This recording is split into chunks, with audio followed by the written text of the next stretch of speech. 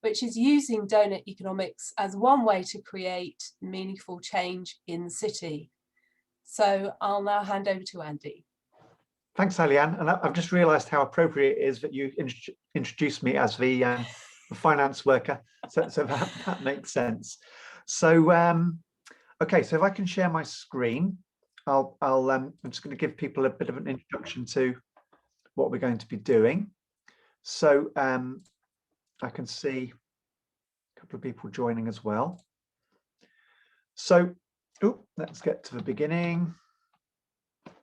I'm not going to use the slides for the whole time, but I just thought I'd have them there. So in terms of this session, first of all, big welcome to all of you and to anyone watching online.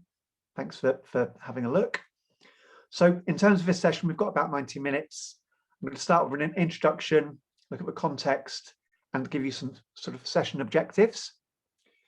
Then we're going to do a participatory activity. Before the donut, what did we teach, or what do we teach in terms of economics in permaculture courses? Once we've done that, I want to explore the donut concept itself, let people know about what it is. Then we'll have a quick stretch. Then I'd like to spend some time thinking about how we could bring this into our permaculture education work. So I've put some time there for us to think about creative ways that we could bring people, that we could explain the donut and use the donut as a way of having activities that extend their knowledge about it and how it could be used. So we're going to design some sessions for our learners. We're going to share those things, and then I'm going to share some resources and a bit of a call to action. So in terms of the introduction to the donut, I guess one thing to say is that permaculture has this kind of dispersal role. We have been a network of people that really, we're kind of early innovators, early adopters for ideas.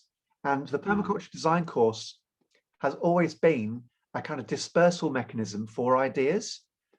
So we've spread the idea of let systems, we've spread the idea of credit unions. We didn't necessarily come up with these things, but we've had a role in sharing ideas with people that come along to our courses and then pick up the ideas and make them happen.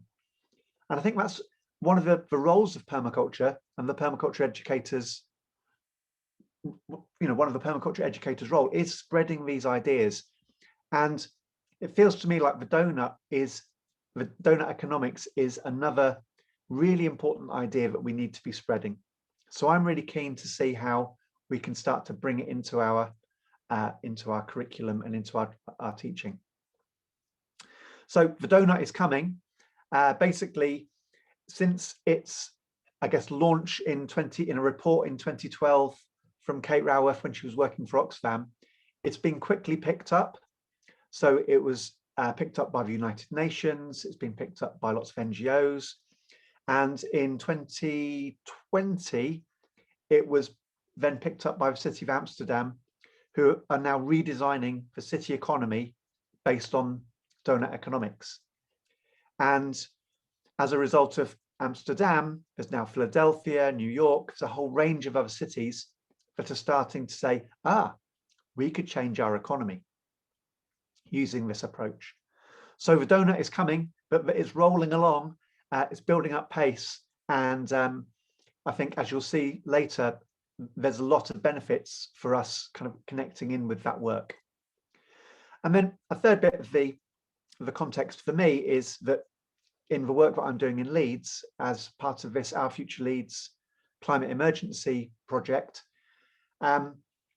which has been funded very well by the National Lottery, so we've got £2.5 million over 5 years, we're going to be using donut economics as one of the kind of core strategies to work at a strategic level across the city. And I'm part of that work, and part of that will be needing to educate and train people, bring people into understanding what the donut is. And then there are a whole host of consequences that come from that, in as much as the donut then suggests lots of the things that we've been proposing in permaculture. So yeah, we're going to be using the donut economic framework in Leeds, and so part of this session is actually quite selfishly to get some ideas from you about how we could make it easy for people to understand. So some of the objectives then, just to recap, I want to review and share what we already teach in terms of economics, explore some key concepts and the application of Doughnut economics, and share ideas about how we could teach Doughnut economics in our courses so that we all leave better informed and confident to use it within our work as educators. So I'm going to just stop sharing briefly and see who's here. Okay, great. So we've got 1, 2, 3, 4, 5, 6, 7, 8. So that gives me a sense of breakout groups. That's good. Hi, Delvin. Hi, Rania. Hi, Candida. Hi, Chris. Hi, Peter. Hi, Shepton. Hi, Les. Thanks for joining. And yeah, I'm looking forward to spending this time with you because I think this is a really, really useful approach. So let's have a look.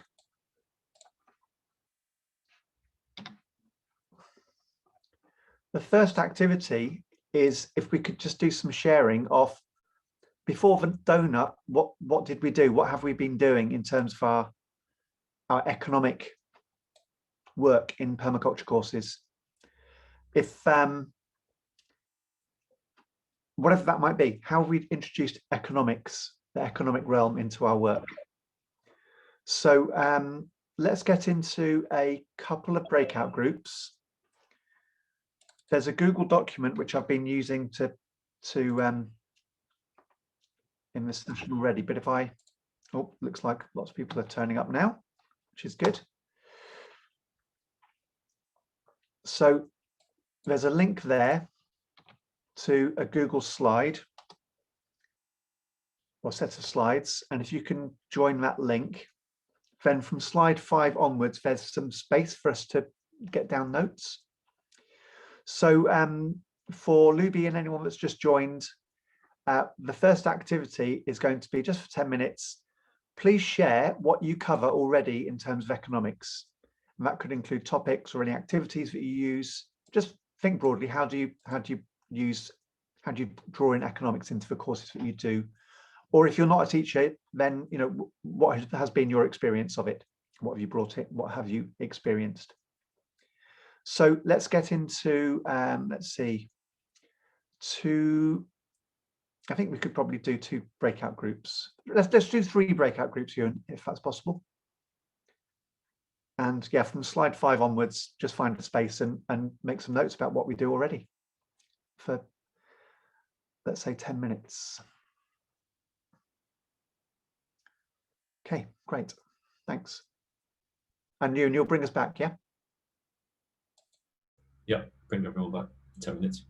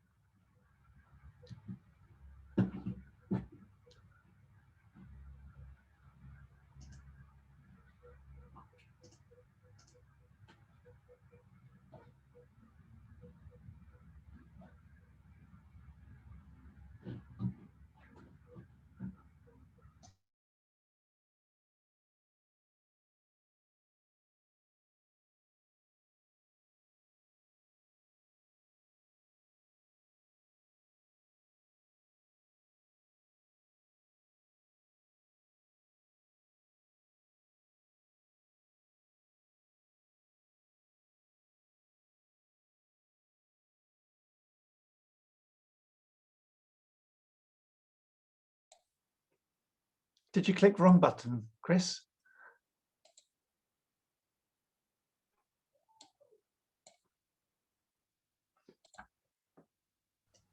You're just on mute there, Chris.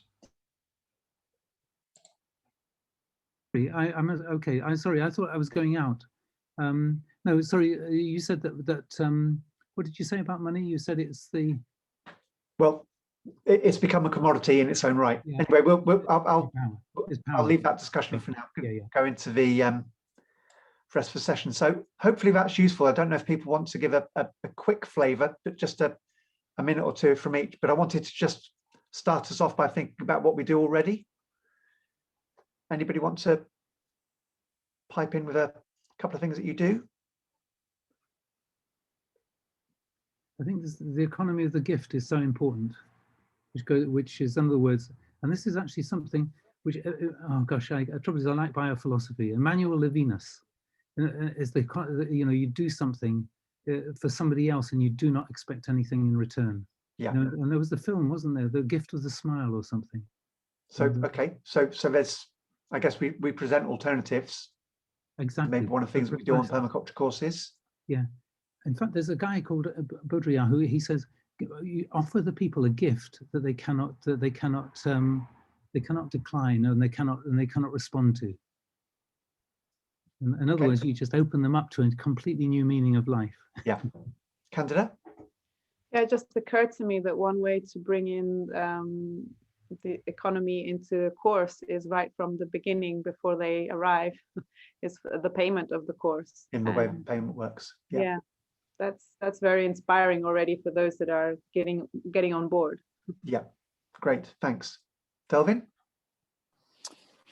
I was talking about how we create a little microcurrency which we use in the course to show people how easy on the home scale or the family scale there is to create microcurrency, and also do a yin yang currency thing based on The Mystery of Money, Bernard Liotard's book, The Man Who Designed the Euro, and look at the differences between yin and yang currencies. So try and make it interactive and fun.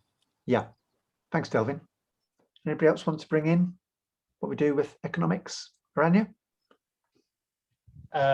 Yes, I mean, I particularly like to look at the different forms of wealth, or, you know, sometimes it's called capital, but wealth is also about flow, not just stock. And whereas if we're focused on money and thinking about money all the time, money tends to fluctuate. Our stocks of money tend to go up and down all the time because we use it so much and so on. Whereas our stock of friends, our social and cultural and knowledge and those kind of things are things that are very stable and that we don't lose very easily. So if we attach our sense of well-being to money, we tend to be very anxious. Whereas if we attach it to the natural world and our experience and our friends, then we tend to be much calmer and happier, I think. So that's more like the sort of 8 forms of capital type idea. Great. Okay. So, I mean, one of the reasons I ask that is because I've always tried to bring economics into the permaculture course we do in Leeds, and we have done. And I think at some point I realized actually what I was teaching in economics on the permaculture course was very random. It just happened to be what I happened to have been taught on the course that I attended, and I hadn't really changed it much. So then I gave it a bit more consideration and I tried to craft sessions which were more focused around a broader, maybe more holistic view of it, you know, just tried to bring it up to date, at least for my own understanding. And that's been useful, but I've kind of struggled to find something that really fits. I mean, there's great stuff out there, steady state economics, bioregional economics by people like Maurice Scott Cato. There's certainly a lot of work there that fits. But when I came across Doughnut economics, I suddenly found something which I felt like this doesn't just fit, it's like hand in glove. And one of the reasons for that is that Kate Raworth, who developed Doughnut economics, did a permaculture course. And so Doughnut economics is, in a way, Earth Care, People Care, Fair Shares in an economic model.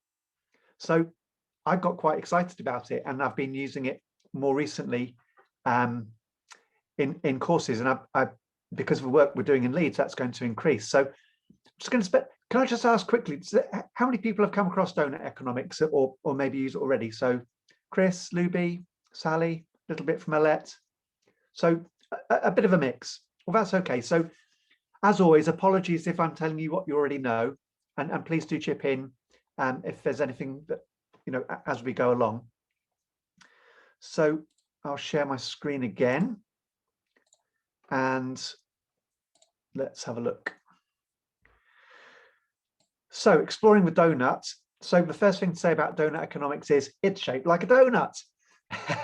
And you've got a number of different aspects. So on the outside, you've got what's called the ecological ceiling.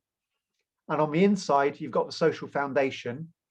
And the space in between is the safe and just space for humanity. So if we need an economy that can meet people's needs, so it creates a social foundation for every inhabitant of this planet, but it does so in a way which doesn't breach the ecological ceiling. So we're working towards an economy which doesn't cause climate change, but does give people great food, that doesn't acidify the ocean, but gives people political voice, that doesn't reduce biodiversity, but creates great housing. So it's, in many ways, the first connection you could say with permaculture is living within limits, living within ecological limits. There's also the connection with care for the earth. There's also the connection with care for people. And in a sense, donut economics, it's not an economic theory in the sense that you could say Keynesian economics or Marxist economics, neoliberal economics. It's not a theory about how the market works, or it's not a theory about how businesses should work. It's more of a framework within which we're sort of setting the goals and the parameters for an economy. So this isn't telling us how an economy works, but it's telling us the framework within which any economy needs to operate if we're going to be successful in the 21st century. One of the things about donut economics is that it uses another couple of models. So on the left of the screen there, you can see the Sustainable Development Goals. So the Sustainable Development Goals set out a series of different things which we need to achieve in order to make sure that people's needs are met in a sustainable way. So that social foundation, you could also link them to human rights. They link very well to human rights. They're included there. You could think about them in terms of Manfred Max Neef's fundamental needs. So that social foundation, they're essentially all the things that we need in order to live a dignified and healthy life. But with the Sustainable Development Goals as a kind of political framework which we can put there, which then gives this traction when it comes to talking to cities or governments. On the outside, you've got the planetary boundaries, and this is a piece of work from Rockstrom et al., the Stockholm Institute, looking at the different ways in which human beings are having an impact on the wider sort of natural and physical environment. So climate change, ozone, air pollution, biodiversity, etc., fresh water. And they're all measured, and they're being measured very well and very frequently. So they are, again, there's something that policymakers are understanding and monitoring. So you've got, on the inside and the outside, you've got two frameworks which basically enable this to connect not just to a nice idea, a nice kind of permaculture, earth care, people care, fair shares future, but links absolutely into United Nations and national government agendas. And so this is linked instantly into a framework that policymakers understand. I see that Luby's on the call, and she's done a 7 ways to think differently, and so did Kate Raworth. So on her 7 ways to think differently, first one is change the goal. So move from GDP or measuring growth to the donut, which is about making sure that we're in the safe space. The second thing is about seeing the big picture. So instead of just seeing the economy as something in its own right, that it has no boundaries, we see the economy as something that's fitted within the environment and the social world. And you can see that on the the left-hand side of that diagram, Earth, society, economy. So we see the economy as an embedded part of our society rather than something which is bigger than society or the environment. It's not separate to. The third way to think differently is to go from this idea of individual rational economic men and women that make their own choices and oblivious to anyone else, to realizing that we're actually social and adaptable humans, and we go along with group behavior, and group behavior can change and adapt depending on the situation. So we can nurture human nature to go in different ways, and we can choose what those ways might be. The fourth way to think differently is about getting savvy with systems. So instead of having this kind of economic idea of mechanical equilibrium where it's all just about supply and demand, we realize that there's a dynamic complexity at work in the world and that many things are connected. The fifth one is about designing to distribute. So instead of saying trickle down economics means that eventually the poor people will be okay, let's design to distribute wealth and well-being by design. Make sure that that's built into the way that we create our systems, rather than just assume that everyone being richer will make it work. And the same with number 6, create to regenerate. So again, in conventional economics, there's this idea that as long as we keep getting richer, we can just afford to fix the problems. And Doughnut economics, just like permaculture, is saying, no, we need to build in regeneration and health by design from the beginning.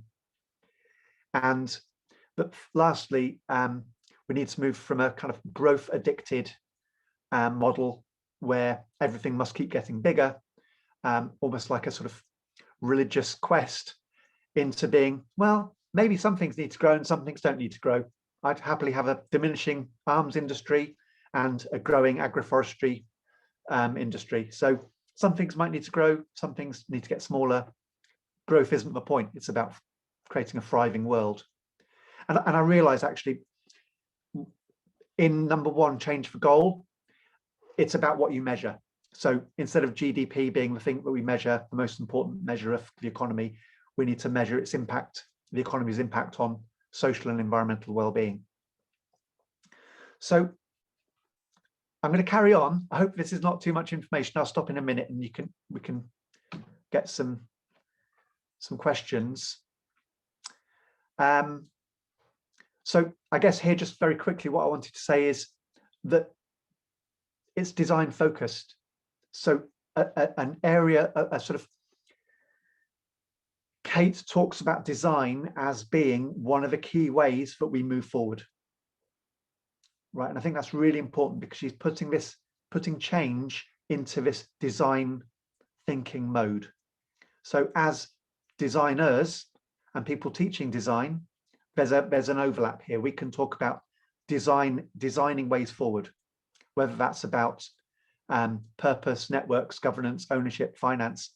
These are all opportunities to design different social systems or business systems. So just to say, it's design focused.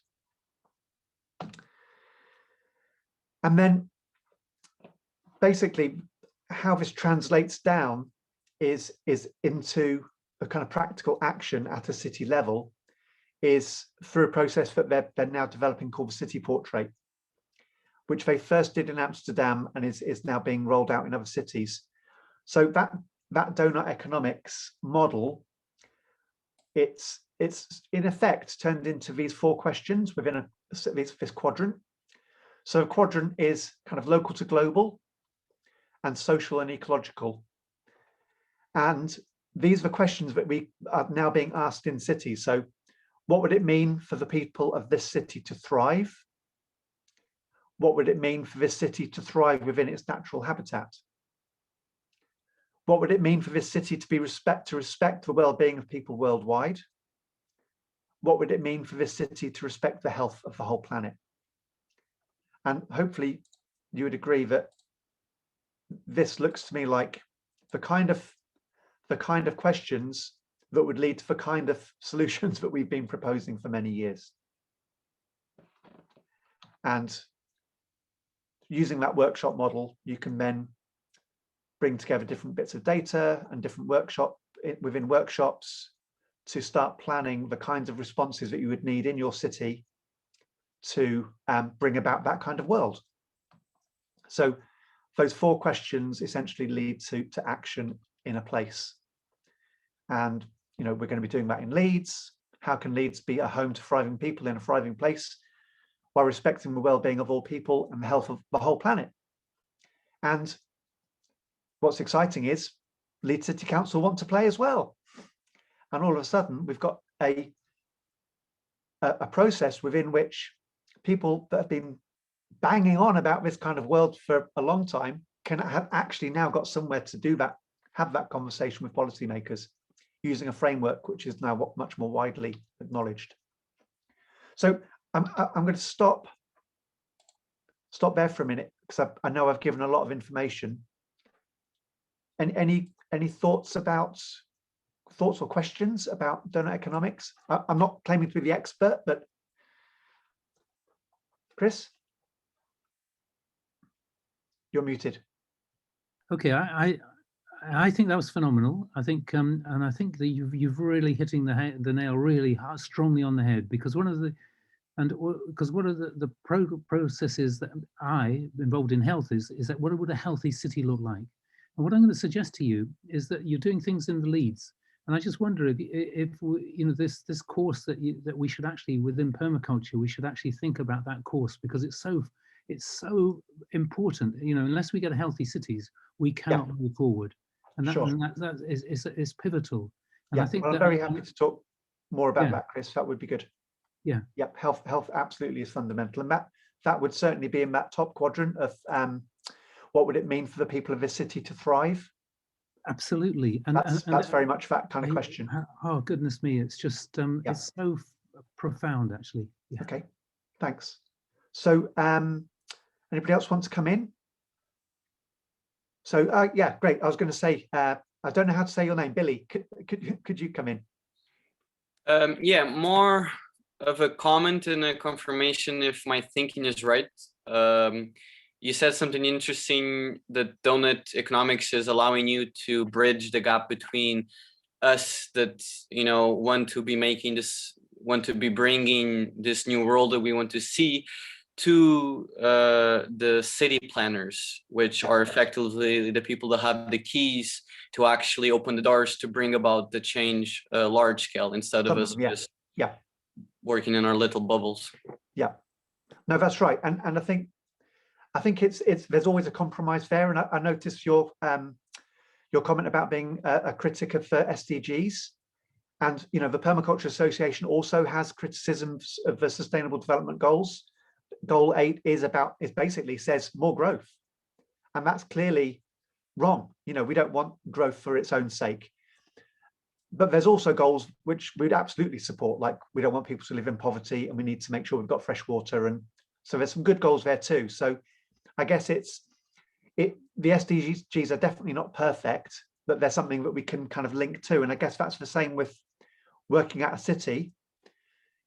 The potential to work with city councils and businesses and other NGOs and civil society, there will fundamentally be some compromises, but hopefully we'll be in a better place than if we're not talking to each other and not changing the debate. So it's a difficult one, and there's no perfect answers, but this gives us a space within which we can start to work together.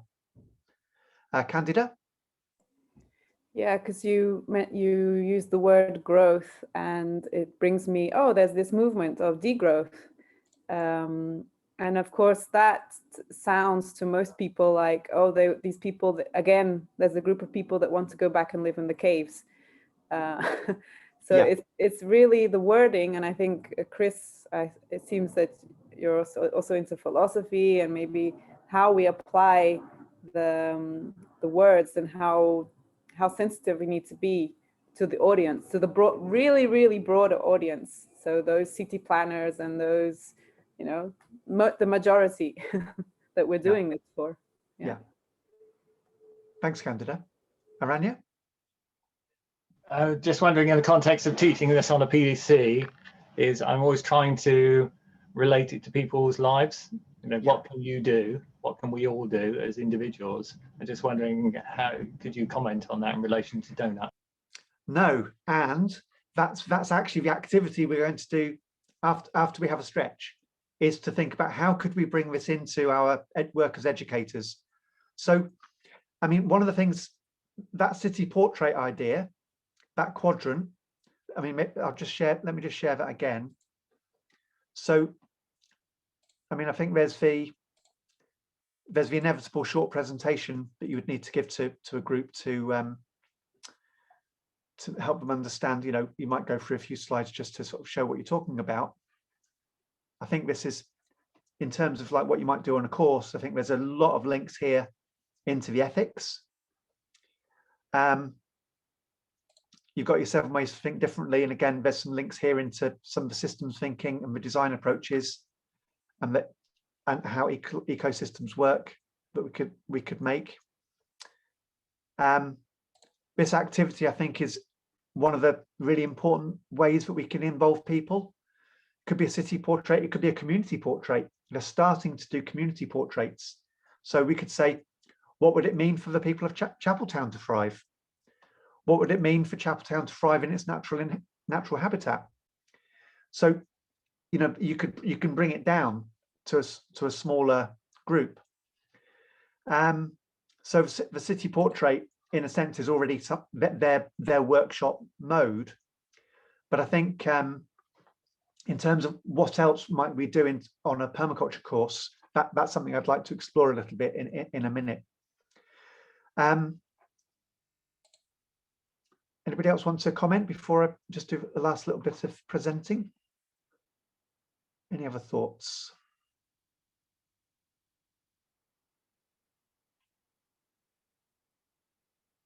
Okay, if not. Okay, so I'm going to tell you just a little bit about how it's being applied. So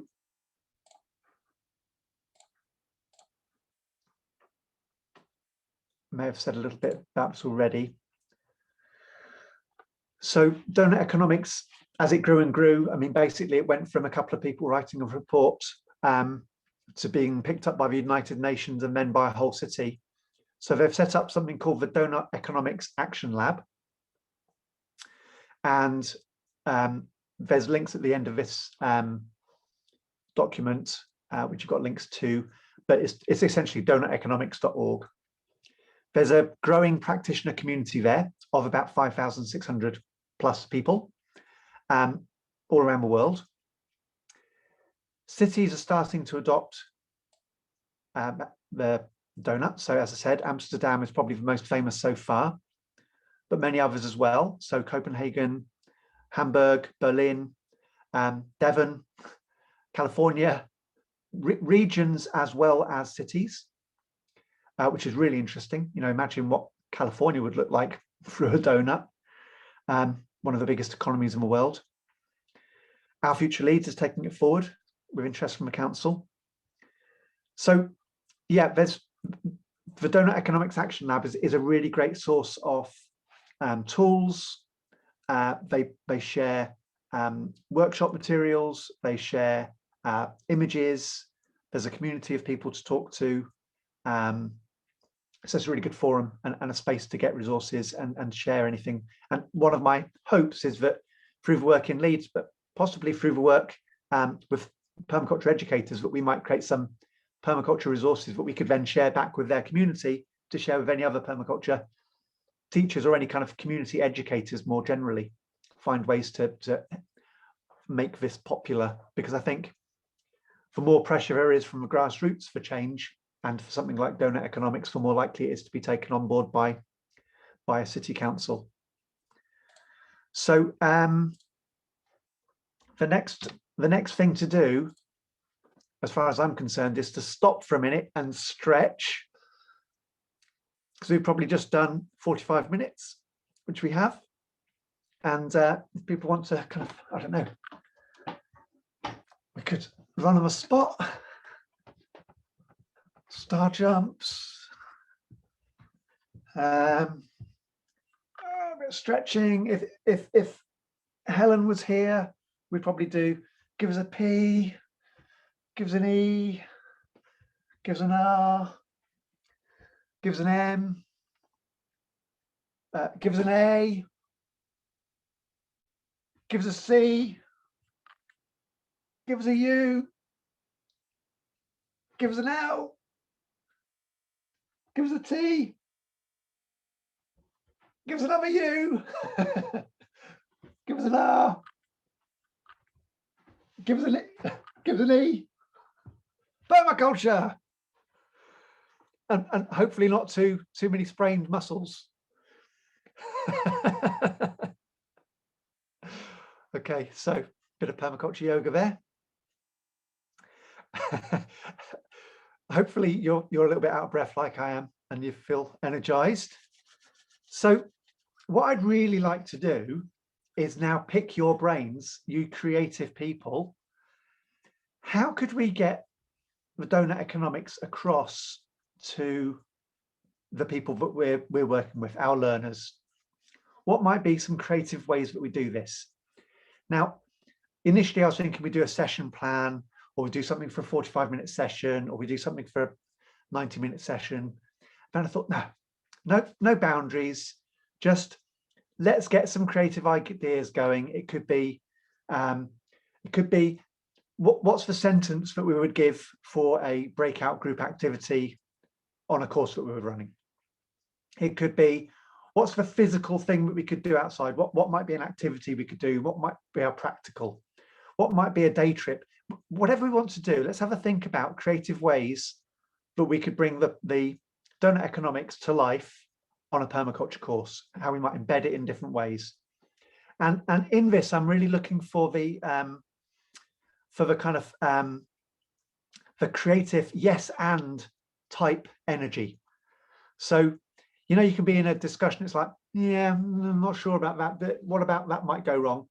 I'm thinking more like, yeah, you could, and you could, oh yeah, and you could. So it's just a generative spark off each other, get some ideas, ideally write it down on the document.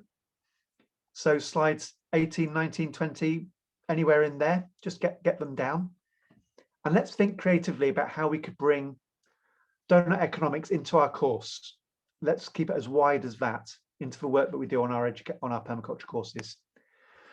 So for anyone that's just joined or didn't get the link earlier, let's put it in the chat again. So there it is. We've got 1, 2, 3, 4, 5, 6, 7, 8, 9, 10, 11, 12. Should we get into 3 groups, or should we get into slightly bigger groups? I think maybe slightly bigger, and that might be good. So Ewan, could you get us into a couple of groups? A couple of groups, yeah. And I think we want to have, just consult my plan. Let's have 20 minutes in those groups. So it's quite a lot of time. And let's just get some ideas flowing about how we could bring Doughnut economics into our permaculture education work. Sorry, how long did you say, Andy? 20 minutes. 20. And maybe give us a 5-minute share. Oh yeah, 5-minute warning. So got a good amount of time here. And for any questions, write the questions as well, and can share questions as well as ideas at the end. Okay, great. Creating those rooms now. Lovely, thank you.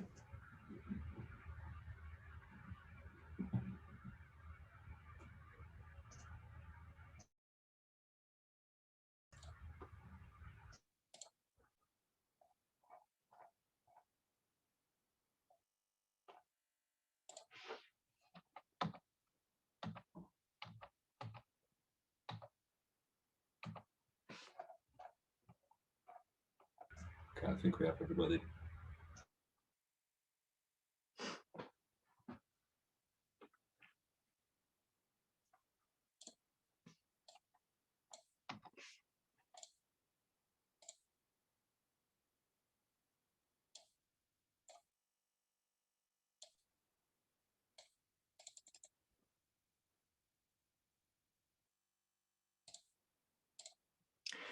Great. Thanks, everyone. Thanks for coming back. So we've got a bit of time now, say 10 minutes, to share some of the ideas between groups. So I can see on both breakout group slides, there's some really good ideas there. So it'd be good to share some of them. So, and we've got about 10 minutes or so to do that. So who would like to bring some things that we did? Should we start with group 1? Maybe not do all of them. Maybe just do a couple of things and then go to group 2, and we'll go back to group 1 if there's anything else. So a couple of ideas from group 1, please. I don't think we know who was group 1 and group 2. Oh, okay. So group 1 was Candida, Les, Chris, Peter, Sally-Ann. It just which breakout group? And Shepton.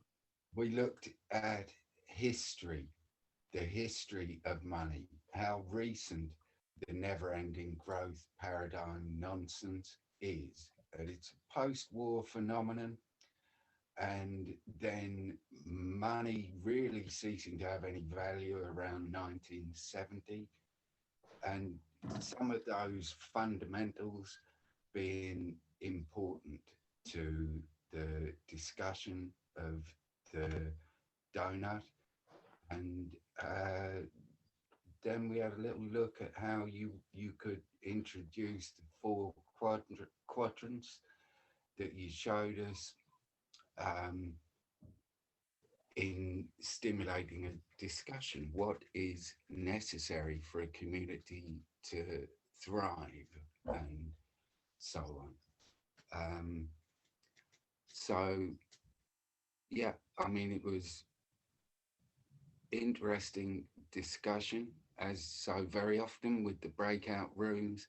It's just getting really interesting, and we have to come back. But okay, it's all good. It's all good. Thanks, Shepton. So, well, let's hear from the second group then, and then we can kind of ping pong back in the time we've got. So who would like to feedback something from the second group?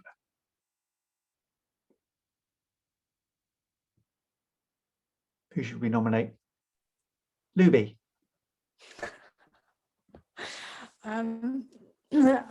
You missed the idea at the end, which I was saying we could do a crochet donut. This is this session's crocheting. We were thinking about models and cards and embodying the activities and the sort of feeling of the expansion of the donut and the contraction of the donut. Yeah. There you go. That's my. Thanks. Leave it. I think those. So when you said embodying, I think we talked quite a lot about sort of role play, didn't we? So actually doing kind of some role play where you could get people acting as different parts of the system. So it might be city planners, business people, local community, different people, and kind of feeling into what kind of decisions are being made now and what would need to be made in the future. So some role play. And I think Billy brought in the whole idea of getting people into to look at some of the different people doing different parts of the detail in advance and understanding part of it really quite deeply. And Delvin had the sort of idea of the kind of council of all beings, and people could be not just people could be birds or a river or a part of the natural world. So we could really do a kind of a quite interesting role play around what would a donut economy look like and what would its impacts be on those different characters. Let's just open it up. Anything that people kind of heard that was made them think that would be really useful for them? And another idea we had was about kind of building out from the ethics and getting people to think about what are the limits that are in the physical world that we think about, and then kind of bringing that together in the donut map at the end of the session, and also the kind of what do people need and putting that in the middle, kind of brainstorming that and creating the donut ourselves as an extension from the ethics, basically. Yeah, great. So can I just check, that almost sounds like you'd almost sort of set it up so that at the end you could say, and guess what? There's actually an economic model that does this. It's called Doughnut economics. Yeah. Yeah. I mean, you could do it in the ethics session at the beginning, or you could do it at the start of the economic session as a reminder of the ethics and stuff. But yeah. Fantastic. Yeah. Leading. And also Candida had the idea you could like place things in and around the donut, or people could be things that go in different parts of the donut, and you can argue about where the tree felling goes and where the house building goes and stuff, as well as a way of moving people around on the landscape too. Yeah, so using it to sort of test ideas and test different strategies, think about where they could go. Yep. That's great. And Chris had a name for a course, which was Imagining Our City, Our Community, Our Region 20 years from now. What would it be like and how would we get there? Great. Yeah, I think there's a lot of visualization we can do. It is inviting us to imagine a different kind of economy and a different kind of city. So yeah, I think lots of visualization, lots of imaginative work could fit here really well. Libby? We thought about having real donuts, maybe bagels, getting the sort of the food element in there. Excellent. Maybe some of those little shortbread biscuits. there's lots of scope. Great. Okay. And then some people could get really left out, and then you could really sort of go, well, how does that feel? And to get left out. you definitely need a but have some backup for them later. Yeah. Okay. Anything else that people felt was something strong they'd like to take forward in their education?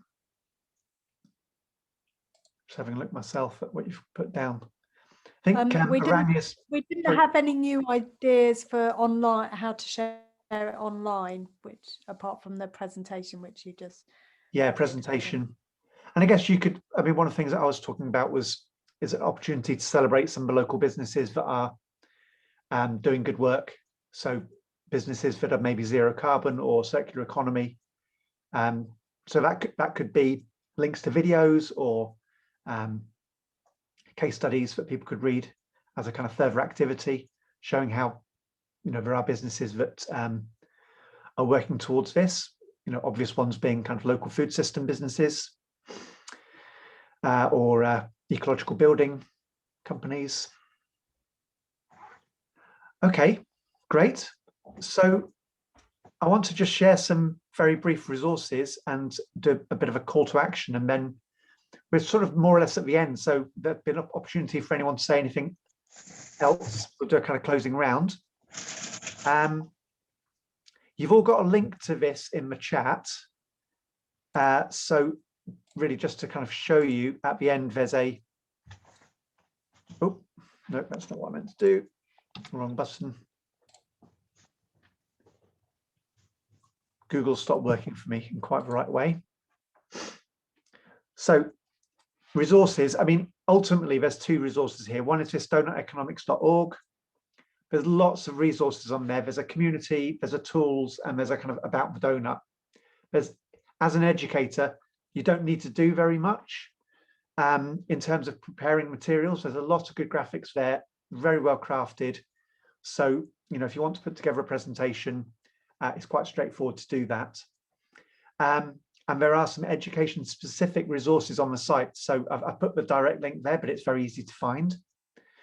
And then there's the book by Kate Raworth called Doughnut Economics, 7 Ways to Think Like a 21st Century Economist, which I really thoroughly recommend as well. But I mean, the great thing about a book is it doesn't take any electricity.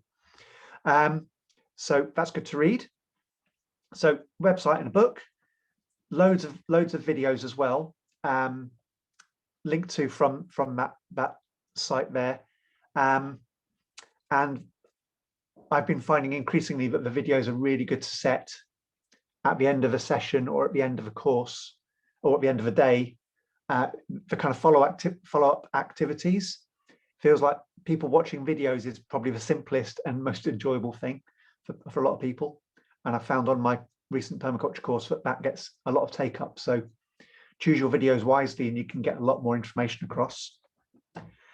And then I guess the final thing I wanted to say before hearing from you is about, well, basically Doughnut Economics was partly inspired by permaculture, and it's catching the imagination of cities and policymakers all around the world and in the UK. And it feels like, you know, let's get behind it and create opportunities to bring permaculture design and action into the work of transforming our economy for an earth care, people care, fair shares future.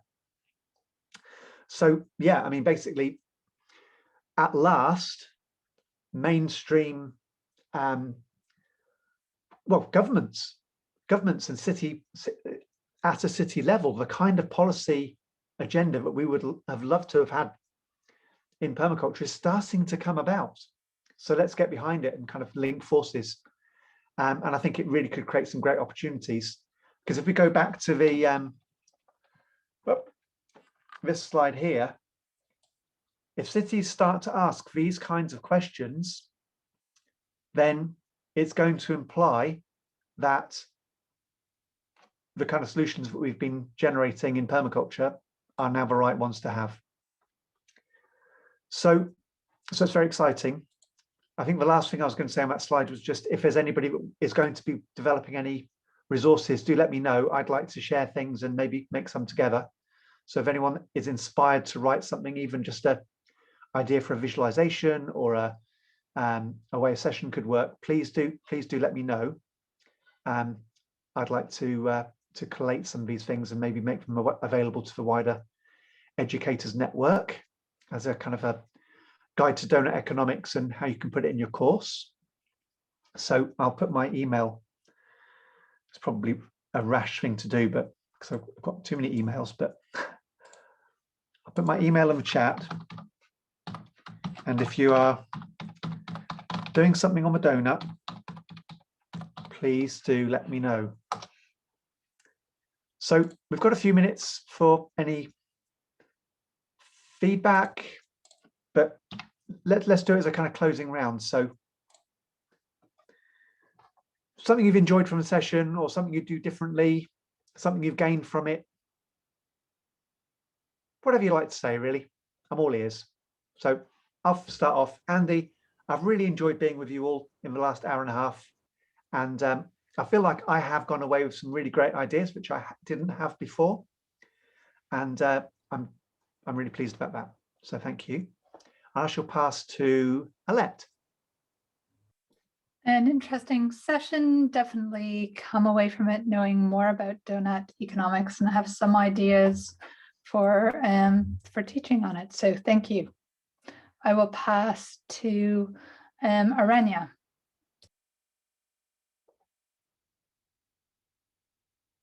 You're still muted, Aranya. Mute, yeah. Okay. Normally the spacebar works, but it doesn't today. So yes, I love being put in a group with a bunch of creative thinkers and just say we could do this and this and this, and suddenly there's a whole collection of ideas that we can work with. So always good. Great, thanks, Aranya. Delvin. It's really been a joy. This is one of the most interesting topics for me of the PDC, and to connect with some of my permaculture heroes across the ocean has just been incredible. So I really look forward to what comes next and how people carry this into their work. So that's the most exciting part for me, is following this momentum forward. And great, thanks, I will Delvin. pass to Billy. Yeah, it was, I really loved learning about Doughnut economics. I heard about it, like some of the examples that you gave, Andy, of the United Nations and Amsterdam, for example. I heard about them it appeared somehow in my feed. And I was curious about it just because of the name of it. I thought it was so funny, like Doughnut economics. Why? There's so many names now and names for things, but I really love diving deep into it, and then having this wonderful brainstorming session with fellow permaculture creative folks was very inspiring. It really filled my heart. Great, thanks, Billy. Let's pass to Luby.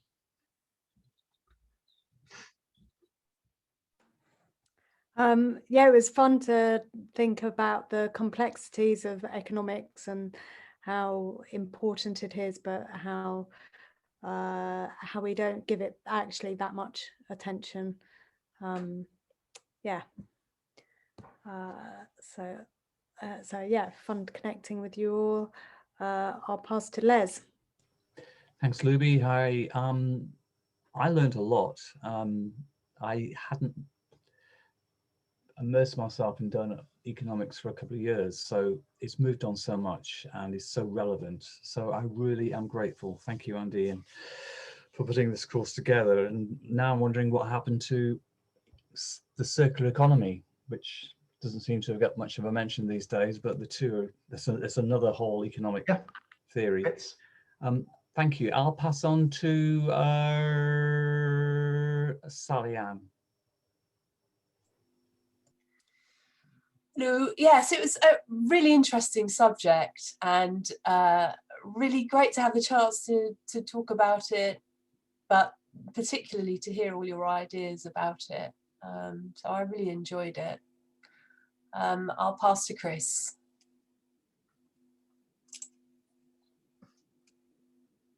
No. Okay. The thing that inspired me is that we're taking economics seriously, and I think economics is probably the most serious aspect of our present problems. Great, thanks, Chris.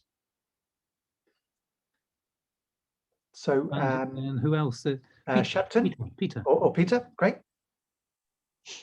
Yeah, I've enjoyed seeing some old faces and friends from the past, and learning more about Doughnut economics and the creative ideas, and I'm inspired to find out more. And I'll pass to Shepton.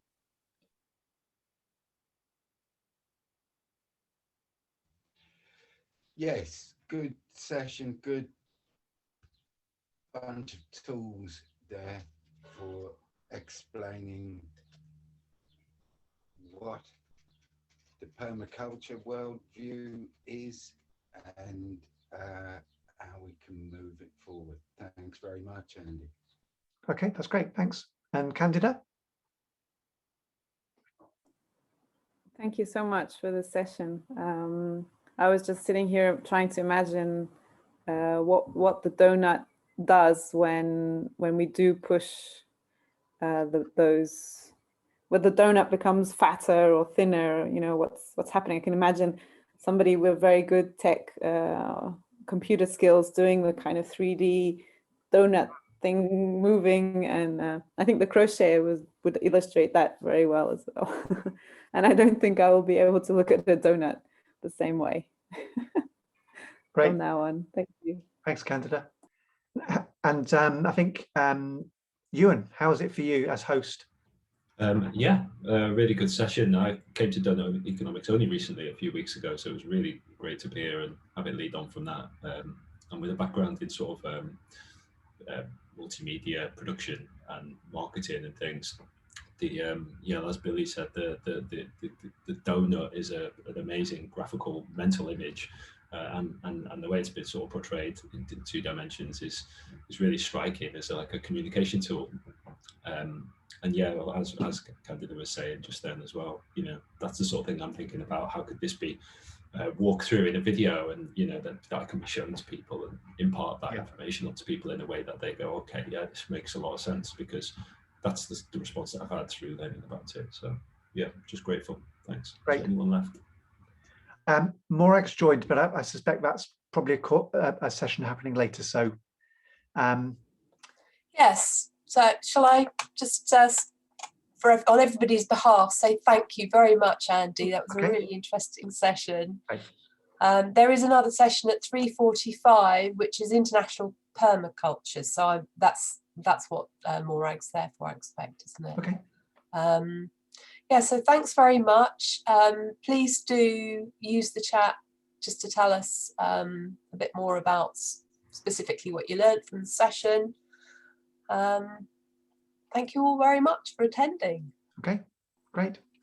Thanks all. Enjoy the rest of your Thank day. Bye. See you soon. Thank you. Thank you.